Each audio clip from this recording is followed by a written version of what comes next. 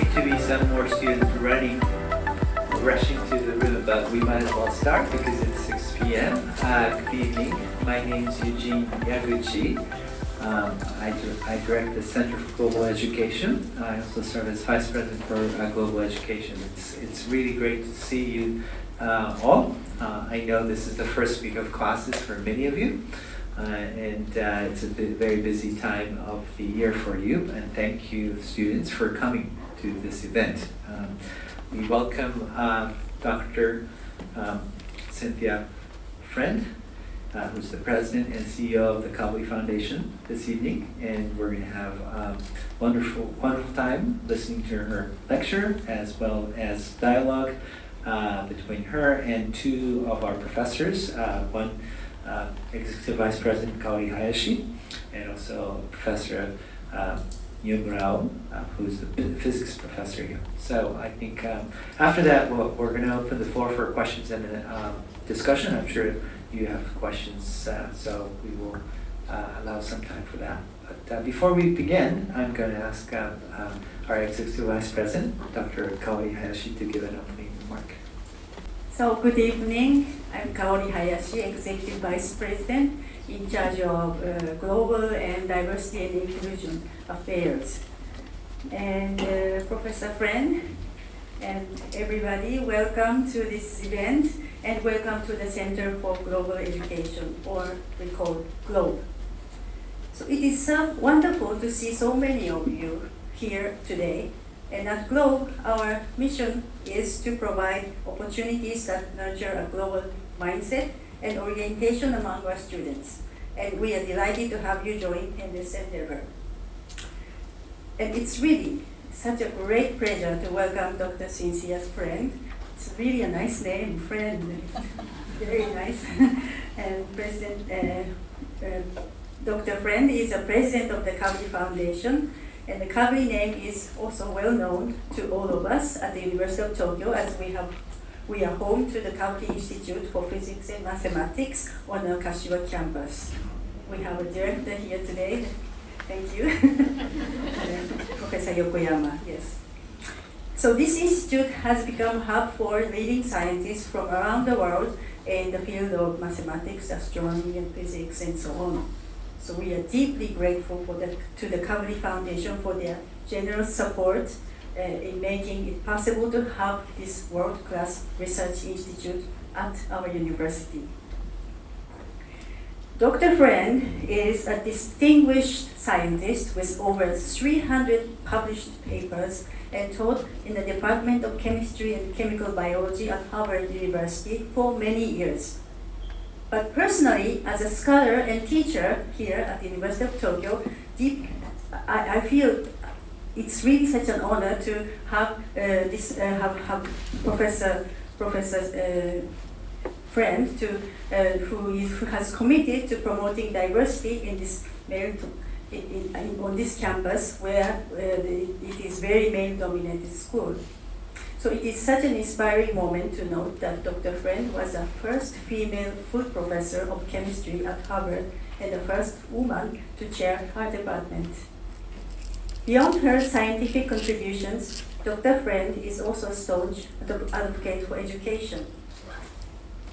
In her personal reflection published in the Journal of Physical Chemistry, which I have read, and this is an open source published open source paper, so I would recommend you to read it afterwards. We can send you the link if you would like.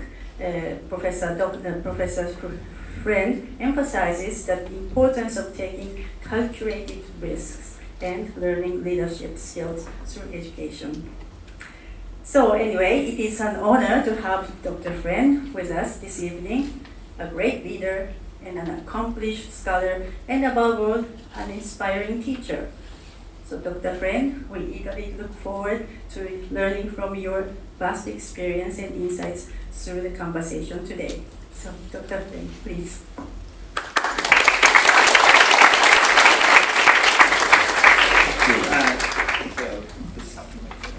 So Dr. Friend will give about a 20-minute lecture using the slides here. Okay. Well, thank you. And thank you for that very nice introduction. And I appreciate everyone being here. It's really an honor and a privilege to be able to talk to all of you, the students who represent the future, not only in Japan, but in the world. And I'm sure your participation here in this global education program indicates your interest in looking outside of what you're doing currently to the world as a whole, and I think that's very important. So, by the way, this is a link at the bottom to the publication of my sort of personal reflections that was published in the Journal of Physical Chemistry, so it's there if you are interested in it. Let's see if I can get the slides. There we go. Oop, I went one too far now.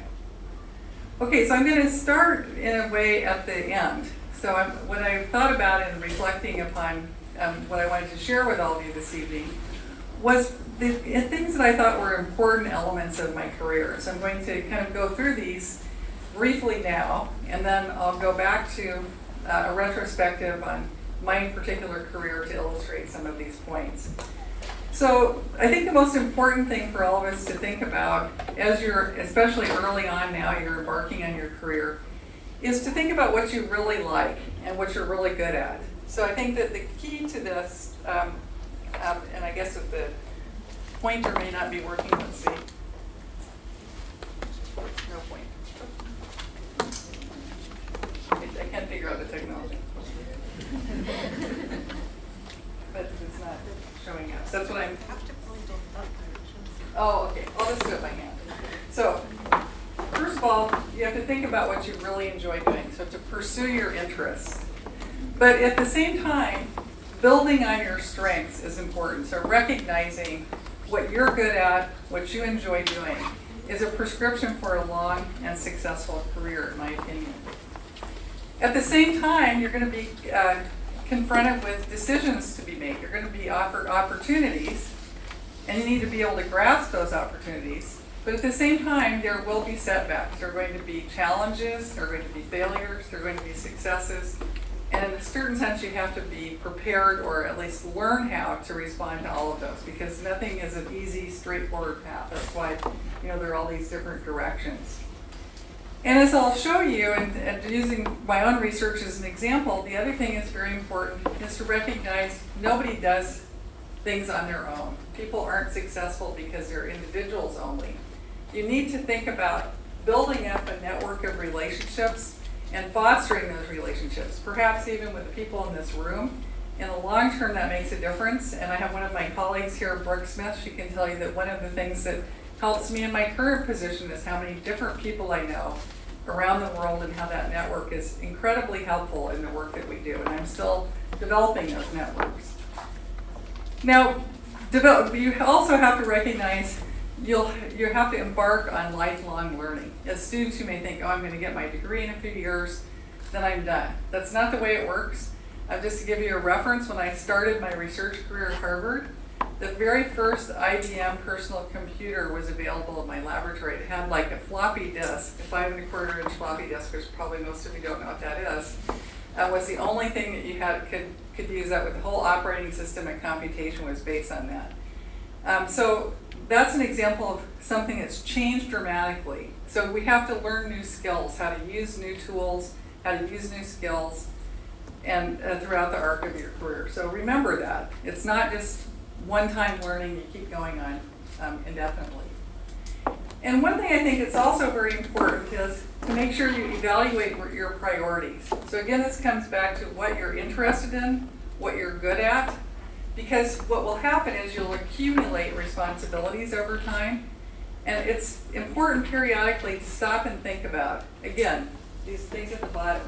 What are your strengths? What are your interests? And specifically, what do you do best? How can you make the biggest difference to yourself and to the community as a whole? And then to make changes in response to that. So maybe to stop doing some things if you don't enjoy it, if you're not very good at it, and do something new. And of course, one thing I think that's important, and it kind of takes me to my current position, especially as you go along in your career and as you succeed, to think about how you can work for positive change, however you define that. Because it's important to give back to the community.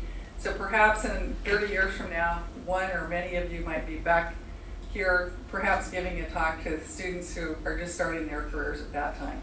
So think about how you can have positive impact. So this is kind of where I'm going. It's sort of my basic message. So you've kind of got the conclusions here. I'm giving you the end of the story at the beginning. But now let's see how we actually get there, how I actually got here and how I came to these conclusions. And I'm going to begin with where I am now. And that is to talk about my current position and to give you a little bit of background about the Kavli Foundation. So the Kavli Foundation is a science philanthropy based in the United States. And this is our founder, Fred Kavli, who is a Norwegian-born American entrepreneur. And he actually came to the United States with an idea, with not a lot of resources. He actually put an advertisement in a newspaper, the Los Angeles Times, asking for someone to support his entrepreneurial enterprise. And someone actually answered, and based on that, he built up a company and was a very successful businessman. So he again wanted to give back and work for positive change. He established the Kavli Foundation in 2000. And the mission is at the top. It's basically to advance science for the benefit of humanity. And that's an incredibly lofty mission. We do that through support of specific fields: astrophysics, nanoscience, neuroscience, and theoretical physics. Those were the fields chosen by Mr. Kavli. And also importantly, we recognize in particular, Mr. Kavli recognized the importance of strengthening the relationship between science and society. And that's the program actually that my colleague, Ms. Smith, directs.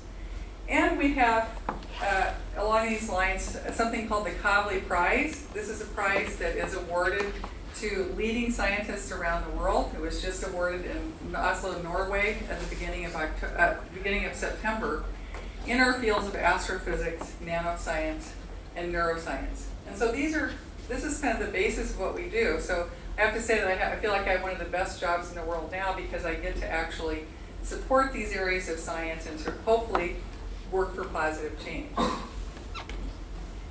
So what is our goal currently under my leadership? And that is to actually support emerging scientific research and to actually look for fields that are not yet well funded, so subfields within our areas of study, that could have dramatic potential change. So there's going to be a risk associated with it.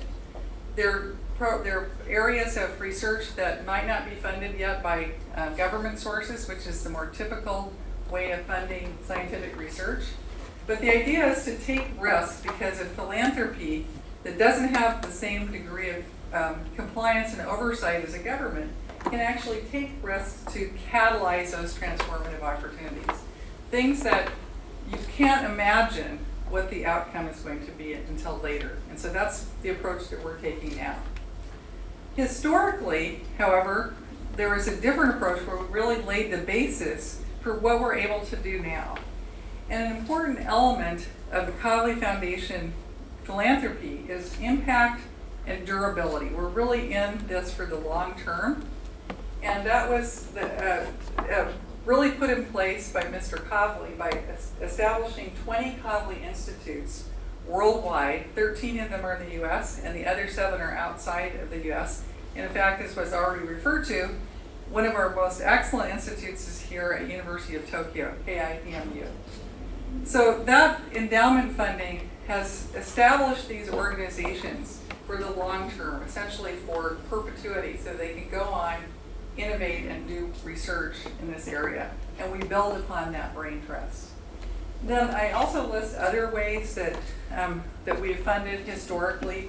So we have this very strong base of giving that has established us as a leading philanthropy in science. And that makes it easier for me to do my job now, where we are identifying transformative opportunities in our fields.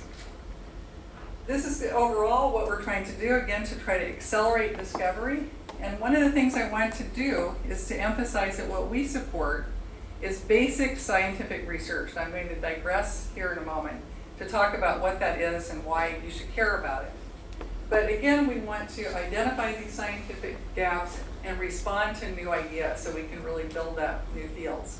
And as future leaders, no matter whether you're a scientist or something else, it's really important to think about what's the next thing. You're learning the basis of your work now, of your future. But in the end, there's going to be an evolution. There are going to be opportunities to grow entirely new areas of endeavor. And those are the kind of things that really make a difference in the world. So let me just turn my attention a little bit to what basic research is. So I'm going to just ask a question. How many of you know what I mean by when I say basic scientific research? I want to ask you to explain, just if you've ever, okay, so most of you haven't even heard of it. A few of you have. So basic scientific research means it's scientific endeavors or scientific research that doesn't necessarily have an obvious, immediate, practical application. It may be completely curiosity driven. It may just help us understand our universe. And in fact, generally speaking, astrophysics is a good example of that, where people are trying to understand the universe, how our universe formed. Lots of basic questions, but it isn't necessarily going to lead to a practical outcome in the short term. There could be spin-offs that make a big difference. So you might say, well, why should we care about that? Because if something's not going to have a practical implication and isn't going to solve our society's problems, why should we be concerned about it? And the answer is here. And that is that basic research really provides a foundation for unforeseen applications. I'm going to give you an example on the next slide. There are many complex problems facing our society worldwide. So for example, food security, energy security, human health, availability of clean water. These are examples of major problems facing our world. And they require a completely different, innovative approach to be able to solve them on a large scale. So we need to be able to do basic research in order that we might have very new ideas to solve these complex problems, even if that's not what you're setting out to do. So just being curious about things can actually have a huge impact in the long term. The trick is to understand, first of all, what those fields are that can have that impact and how the knowledge you gain can be used. And so the example I'm going to use is quantum mechanics. So there may be a few scientists in the audience. I'm going to ask another question. How many of you have at least heard of quantum mechanics? Again, I'm not going to ask anyone to explain. Okay, good. At least people have heard of it. A few more than heard about basic science. So quantum mechanics is an area of physics that basically explains phenomena that you can't explain with classical physics. So classical physics would be like if I threw out something into the audience, you'd be able to kind of guess where it would land. That's Newtonian physics. Quantum mechanics applies to very small objects like atoms. And there are different phenomena that arise from that.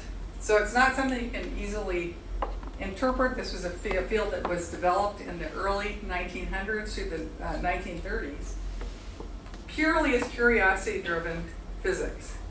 It now has a huge impact on our gross national product in the US, but also worldwide. And 23% of the US gross national product in 1987, it's definitely more now, but I didn't have data on this, was attributed to quantum mechanics. And here are some examples. So without quantum mechanics, you wouldn't have smartphones or computers. So I know everybody in this room has a phone. Is there anybody who doesn't? No one would admit it probably if they didn't. Atomic clocks, GPS, so how do we find our way around? We used to have to actually use physical maps. GPS is based on understanding of quantum mechanics, and you can go down the list. Laser, telecommunications, solar energy, medical imaging, understanding lots of biology. These are all examples of technologies that we rely on today to solve problems that were not soluble 100 years ago. But it was arising out of very fundamental physics. So this is one example. This is actually taken from a report that I co-authored from the Department of Energy a number of years ago. But it's a great example of why we need basic science, because without that very fundamental curiosity-driven research that was not clearly going to be applied to anything, none of these things would have been developed.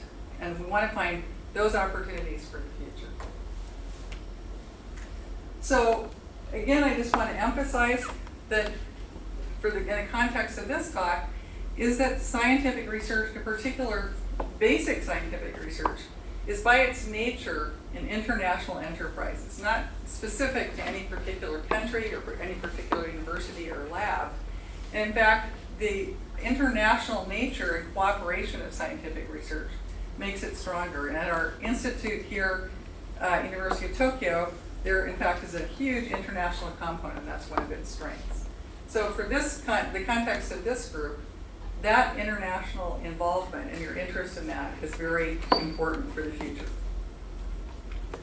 Okay, so this kind of gives my introduction about where I am now, and I'm going to basically go through briefly kind of a biography, a very short one. It doesn't go through every little detail, but I'm going to go through a number of things. First, to tell you a little bit about my own research, because that, of course, is the foundation of what inspired me early on, and then through many years of my career as a professor at Harvard, where I was not only doing my own research, but of course educating next generation leaders.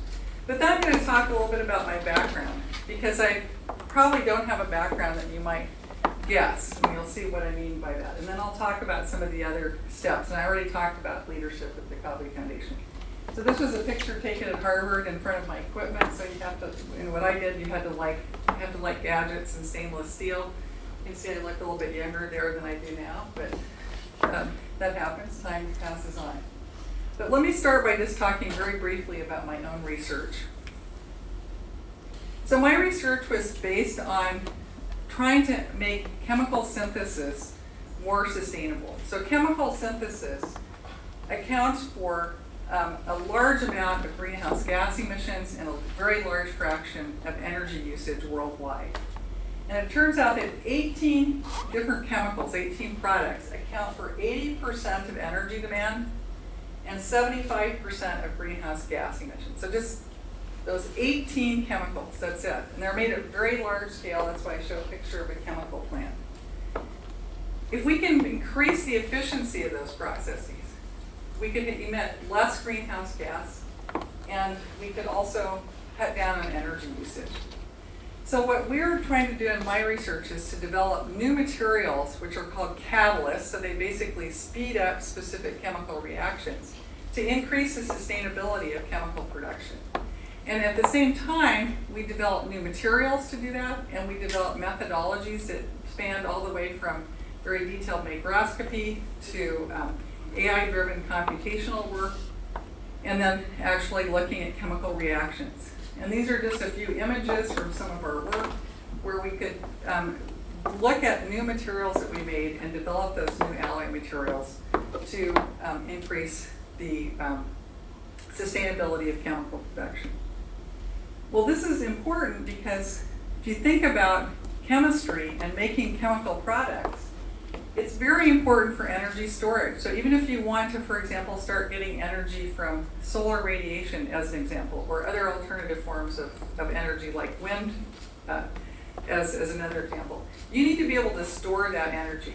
And we don't currently have batteries that can do that very effectively for the long term. That's a problem because solar energy, for example, or wind is intermittent, so it's not constantly there. You have to be able to collect it when it's available, like solar energy during the day, and store it.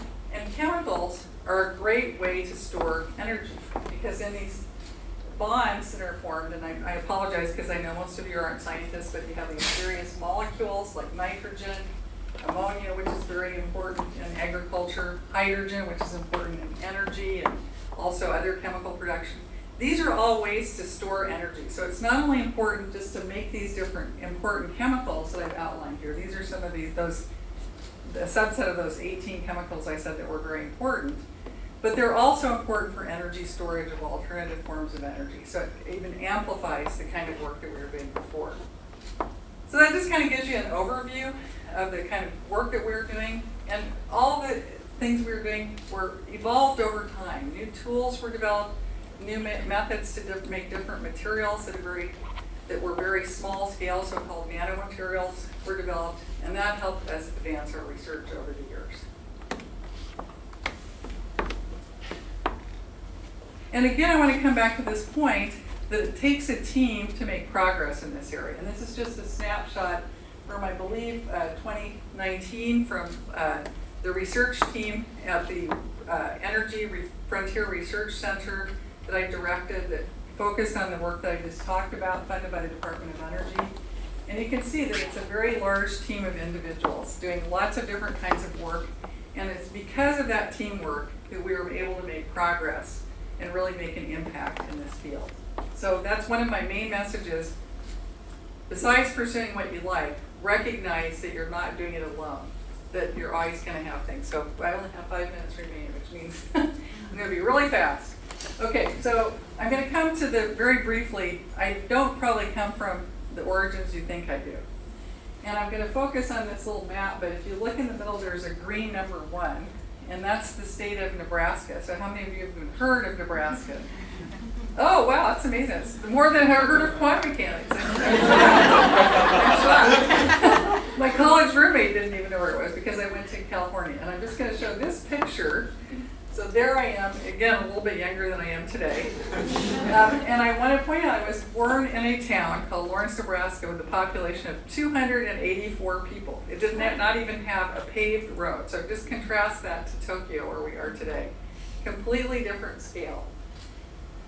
I was very fortunate that I had great science teachers, and I was inspired by some of the things that were going on in the world at that time. The space program was just getting started when I was young.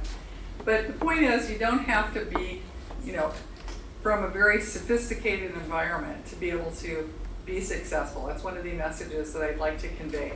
I came from a very humble and simple background, and you might find this amusing. I didn't have sushi until I went to college because I didn't even know what it was, in fact, because in Nebraska it's landlocked, so you're not around any seafood. We had very good beef, but the point here, because I'm not going to be able to go through my entire biography, is that you can come from many different backgrounds. But if I'm just going to, I guess, close by advancing maybe all the way to the end, and I'm going to apologize because I'm going to go through all these different things. And if you have questions, I can come back to them. I obviously have too many slides, but I'm going to come back to this as just another rendition of what I started with, is that think about these different elements. You may have other ones to add. Maybe you have some questions about them. But just take those opportunities as they arise. Know yourself and believe in yourself so you can move on and make great impact in the future. So again, thank you very much. I look forward to our conversation.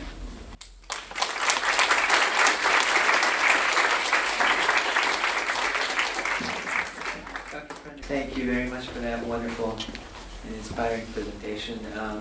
I know you have questions, but before we open the floor for questions, I wanted to ask Professor Hayashi, Executive Vice President Hayashi, and Professor Murao to sort of make comments and ask questions. Maybe shall we start with Hayashi Sensei? Thank you very much for a very inspiring presentation and about your stories. I have one question. I can't agree more that teamwork is very important in any career, and also make a successful career, but also an enjoyable career. And I would like to hear from you how you think the best way to make good networks. For women, for example, I have experience that I really can't go drinking with my colleagues every night, like my colleagues, many of my colleagues do. But I have to adjust myself with my work balance and with kids. I have to take care of kids and so on. So if you could give us advice about how to do good networking. Yes, so there are going to be limits. In particular, I didn't get to talk about work-family balance, but I do have children, although they're all grown up at this stage. And that does present a difficulty with doing certain kinds of things. I mean, I remember when my children were small that you had to pick them up at daycare at 6 o'clock, and that was immutable.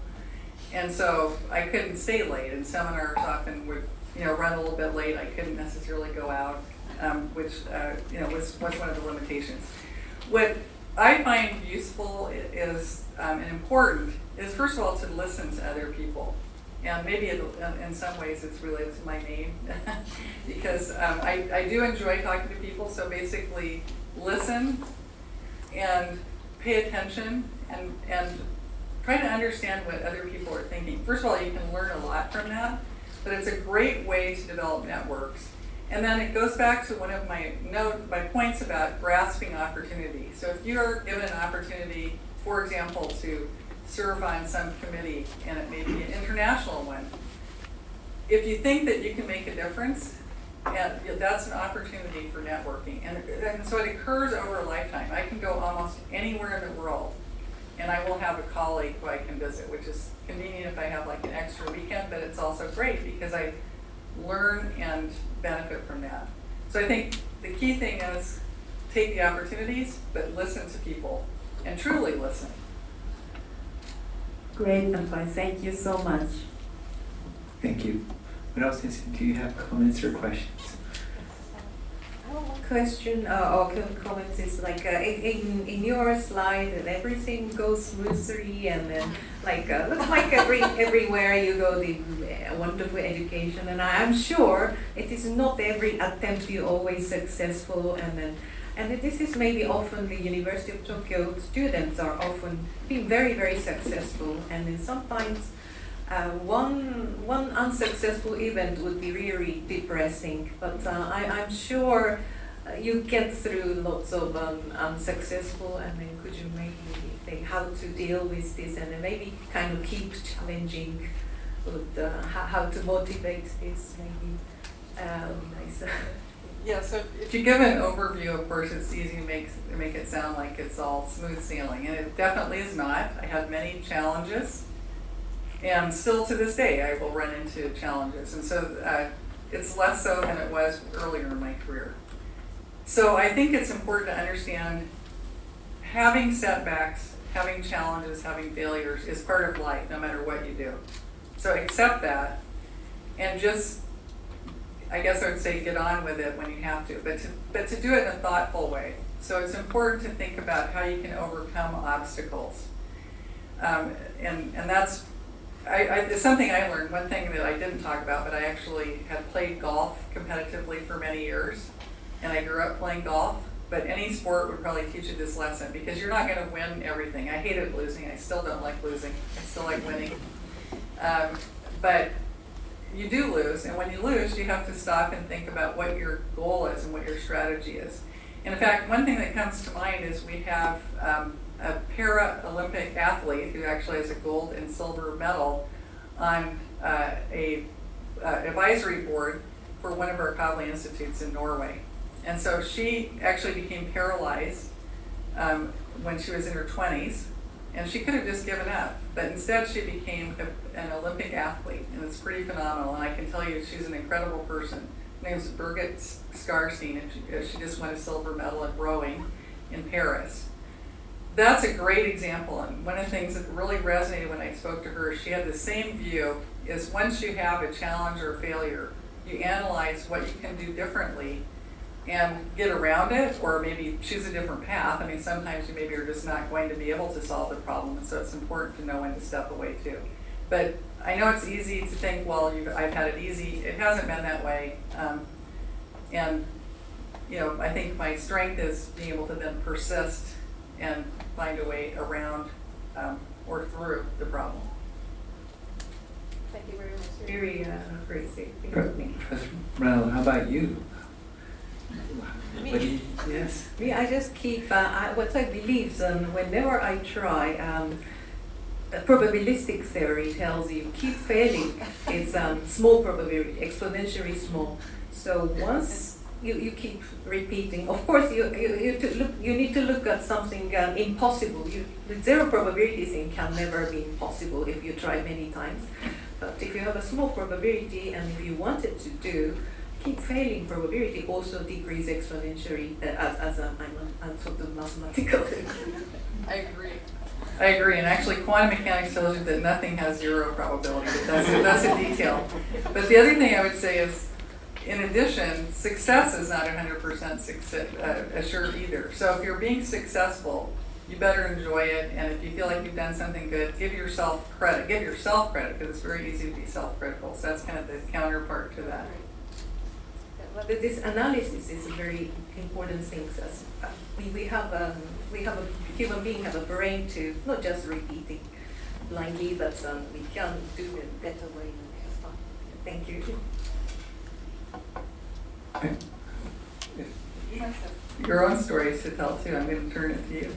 Oh, my failure, how to overcome my failures. Success, well,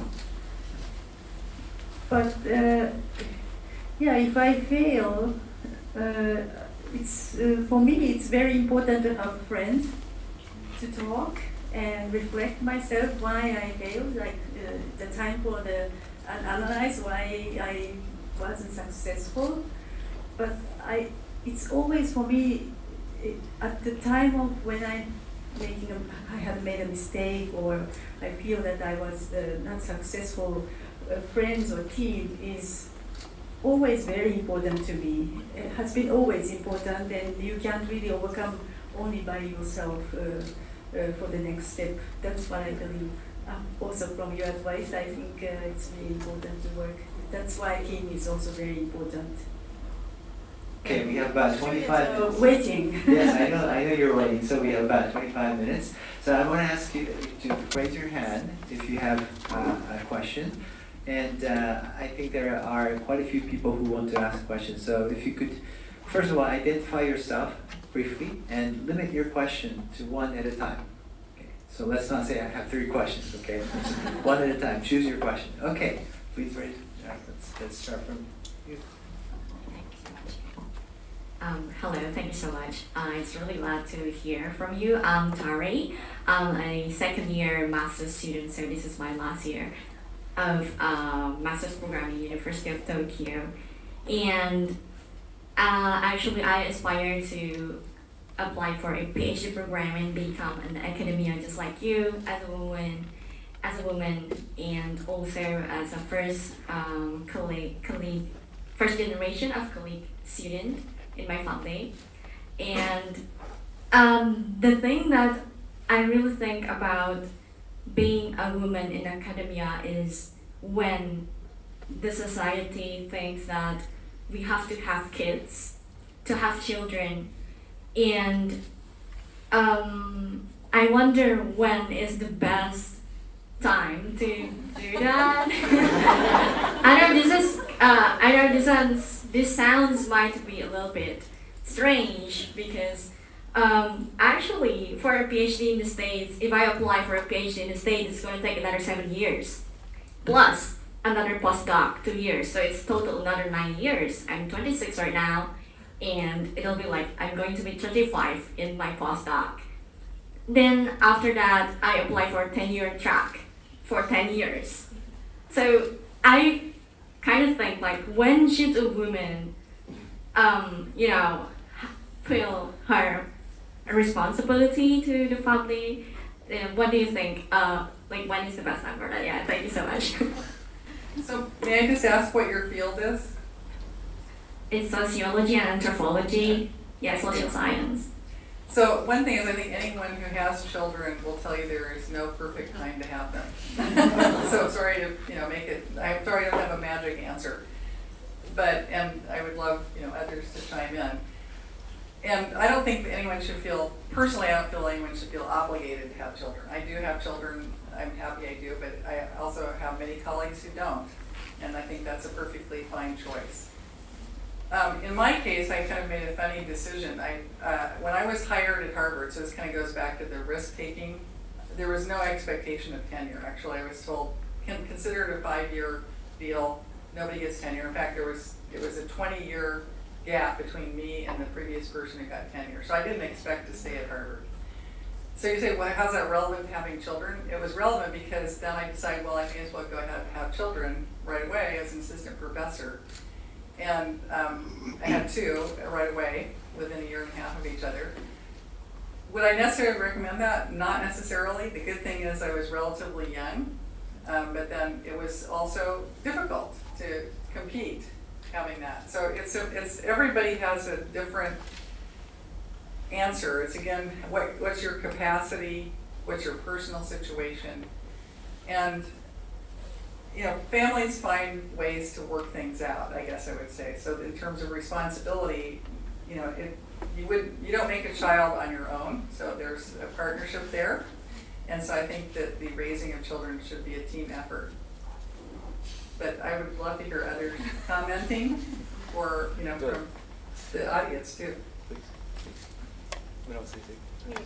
For my case, I got my child, the only child, when I was in postdoc.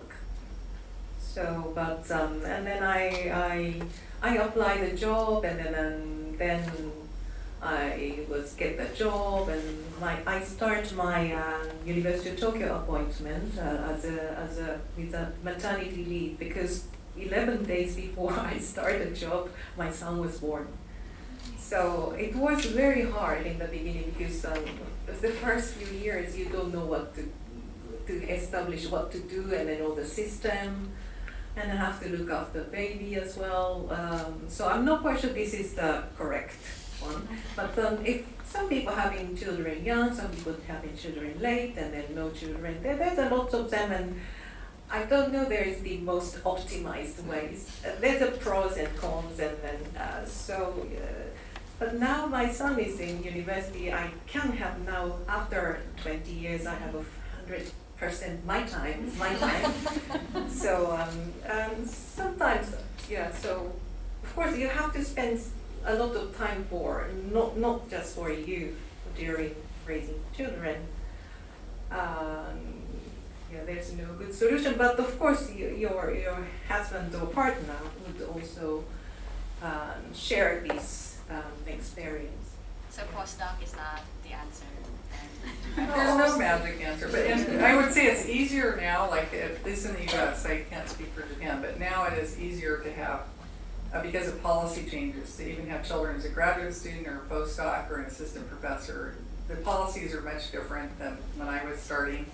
So it is possible to do it, and I don't think there's a one-size-fits-all answer. It's really going to be up to you to decide. But I wouldn't have that be a barrier to the decisions you make. You'll find a way, and you have to make that decision personally. Because a woman has a gap, like, you know, there is a age Yes. thing, and I was just wondering, like, it will not stop, because after becoming a PhD student, then there's another stage, and another stage, and even until professor needs to publish lots of, publications. So yeah, I was just like, when is it? So there is no, magic answer to that. I wanted to add, there's just this childcare nursery we have in University of Tokyo. So these are actually we established like 10 years ago. So students can take this baby into this nursery over there. So this system exists. So even graduate student may have children. Seems like I really want to have my baby, but no, yeah. Thank you so much. Yeah. Comment on the Thank you policies? so much. Well, we do have student support for nursery schools, and one thing I want to add is that you two are scientists, natural sciences. I am a sociologist, and you are also a sociologist, and I think it's also different from, it depends on the subject what you do. If you have for example, the so-called wet laboratory, then you have to take care of animals and so on. It can be quite difficult to have the kid and then do you have to take care of animals and also children, and so it's quite hard. But I think in your case you have sociology majors, so I think you can decide when you write thesis or when you do your own work, and then you can divide your time into on your own decision. So I think be positive and take a chance. Hopefully it represents all the women in the room. Okay, shall we move on to the next question? Oh my goodness. I'm going to have to apologize in advance. I'm not going to be able to call on that. Let's go to the back. Let's go all the way to the back, yeah. At the start of a project, it can be easy to have a lot of enthusiasm, but as the project drags on, it can be easy to lose that enthusiasm. Would you have any advice for staying motivated over long-term projects? Yeah, so first of all, I think you have to take joy in small steps. Like, you have to be able to do something almost trivial, maybe, let's say write a few lines of code, I'm sure making something up that you like because you think it's particularly beautiful. So that's one thing. The other thing is, I think, comes back to this balance. So it's important to make time for other activities. We talked a little bit about work-life balance in the context of children, but maybe you have a hobby or something you like. So I think it's important not to work all the time. If there's burnout or you just keep going after the same thing, it's very easy to lose your enthusiasm. So take some time away from your work. I know that may not sound like the typical advice you get from a research advisor, but I have some students I just said, go do something else that you like. What is it you like? And they took a break and they came back much renewed. Thank you very much. Okay, great.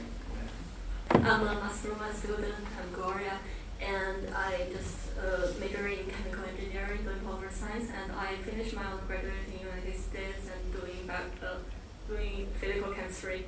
So I just kind of wonder, it's like for nature science, I'm not so sure about social science, but for the nature science, if you want to finish like a huge project, it's like to achieve a worldwide problem to finish that, you may need to like collaborate with other majors person. Like you need to think about the question not only on my major area, but also think about what others may think or have more perspective to solve the problem. Some kind of wonder is like, what might be the good way to do this communication? Is there any like meetings or something else?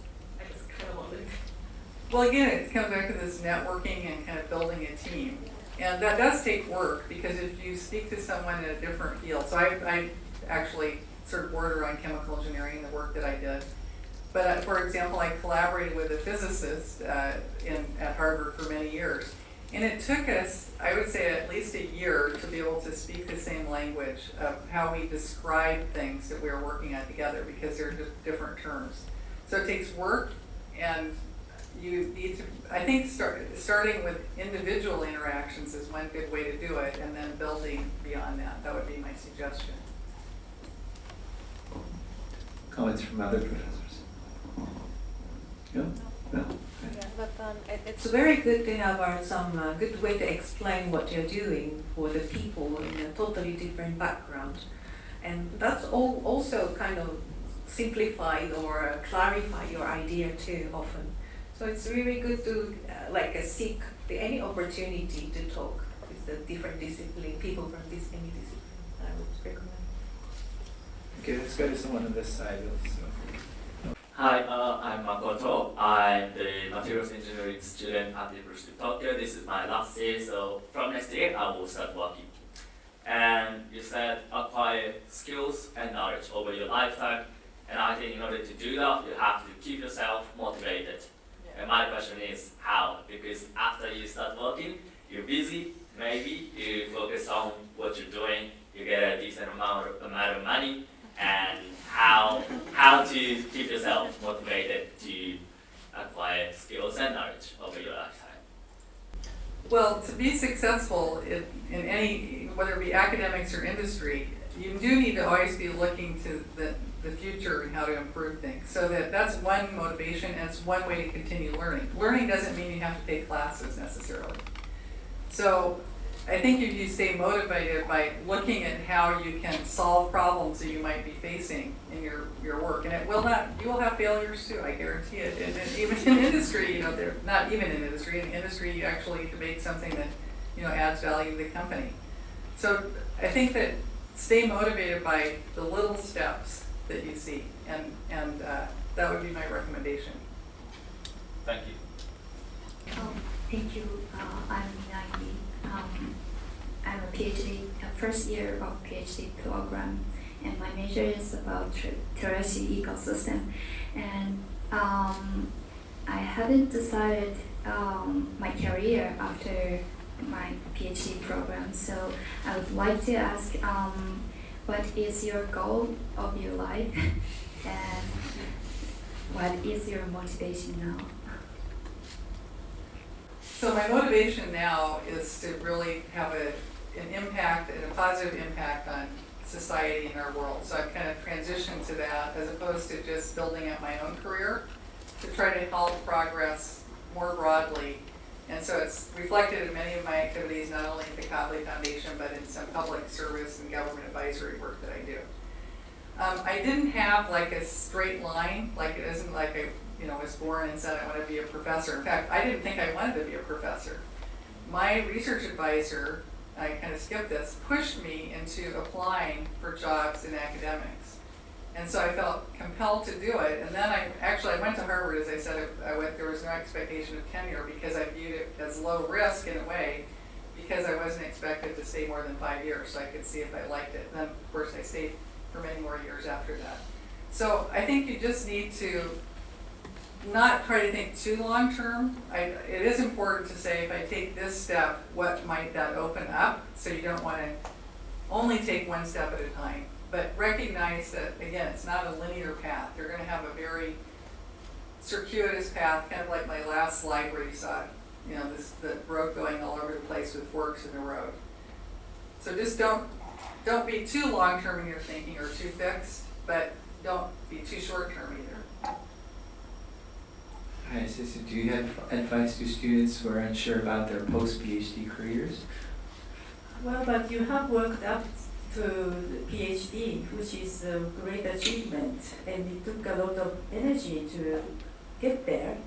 So unless you like it, you can not reach to that stage. I think it's a big achievement. So be confident about it and ask yourself what you have liked in your study, and then decide to try to look for jobs or positions that you can pursue. And yes, so I think if you are in a PhD course, I think that has really to do with what you would like to do. Unless you are, it's a bit different from the industry, because I used to work at the industry, and that's what I'm told to do. But in a PhD, you have to have a will to do something, achieve, and please be confident about that your achievement, and then go there where you have already achieved. Thank you for the lecture. So I'm also a PhD student in engineering, and my question is, so how can we make peace with our past self and keep the courage of moving on? So I'm asking this because I'm already a doctoral student, and I look back at so many younger minds, I feel, gee, I really wish that I had met new people or knew this technology when I was younger, when I was doing my bachelor or master. But yeah, this things cannot be undone. New technologies just arrive, like AI, for example. So how can you, as a guardian of science, witness so many things, can make peace with it? Like, I wasn't born, I wish I were born 10 years later, or yeah.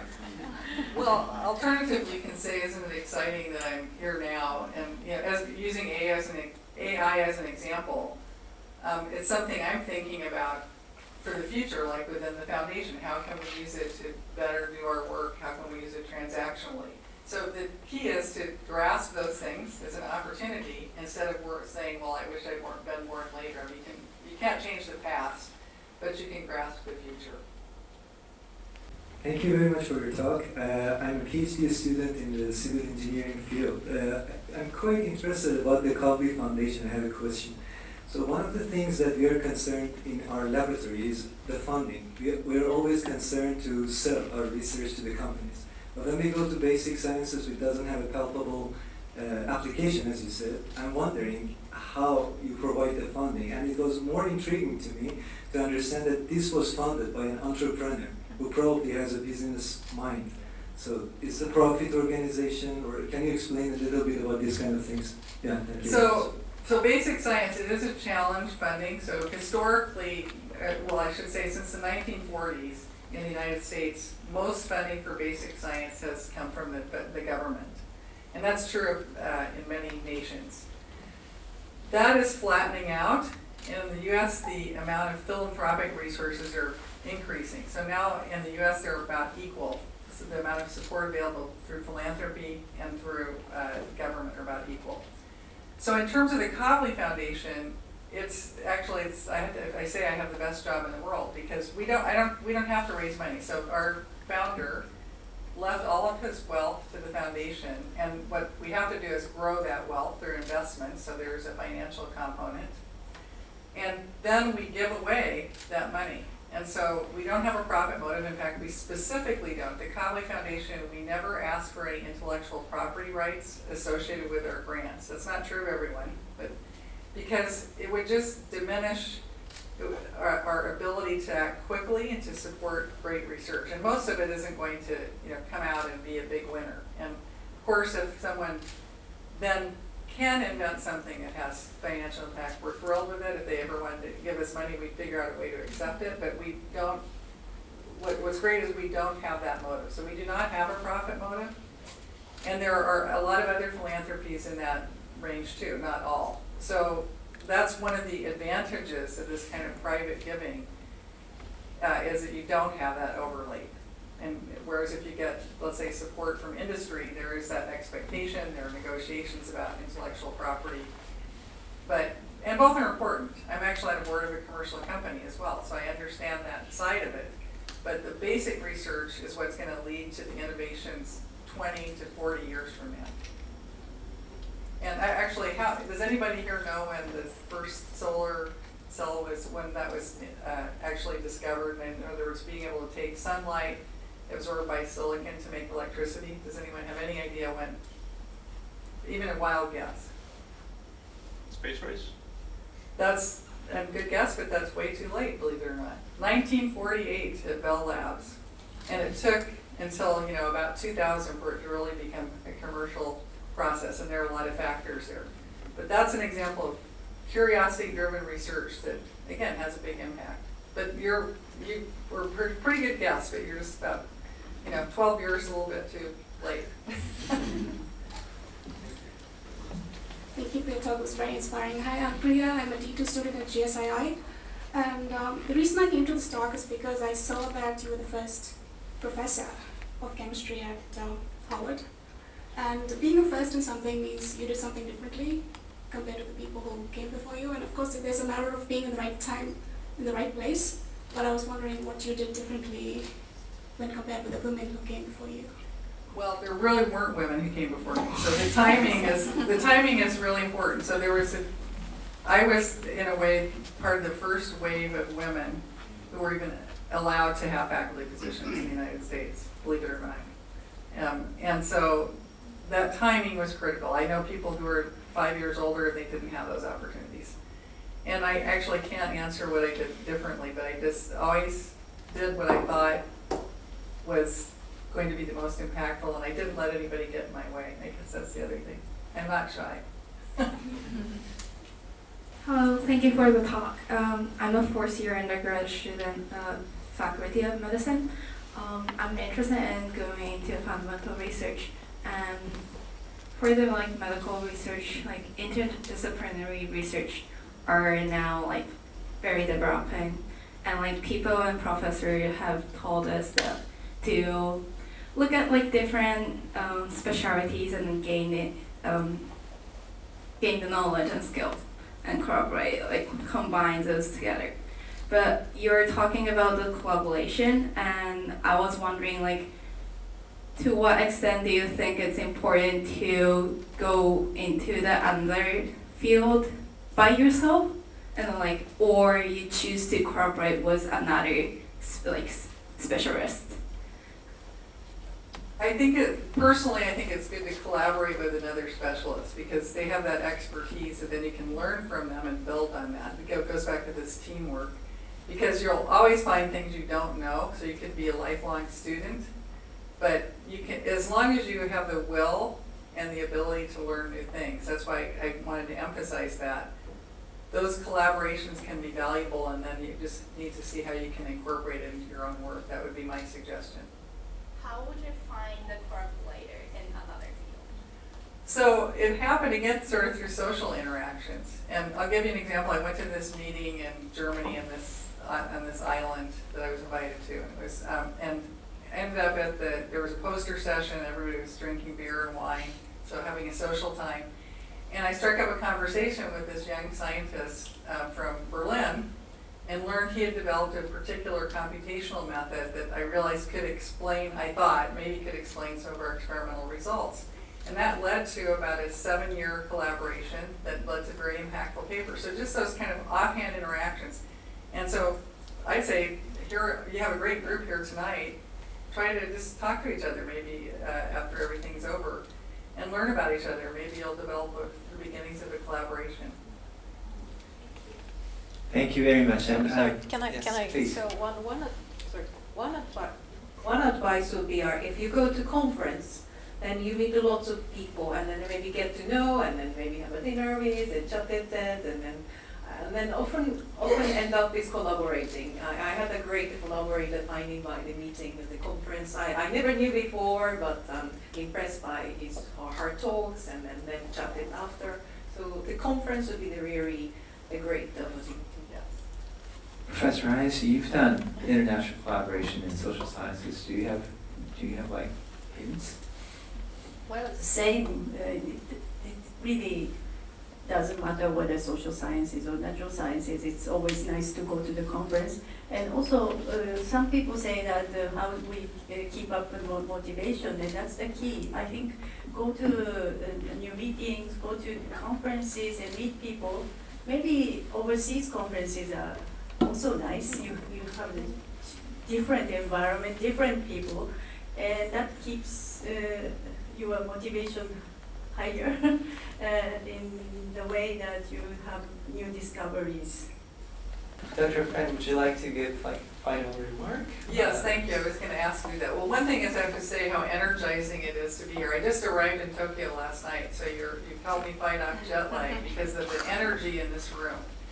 And I would just say that, you're a great group. I think it's fantastic you're involved in this global education program. I'm sorry we couldn't respond to all of your questions, but thank you for being here. And I look forward to a very bright future because of all of you here. Thank you. Thank you.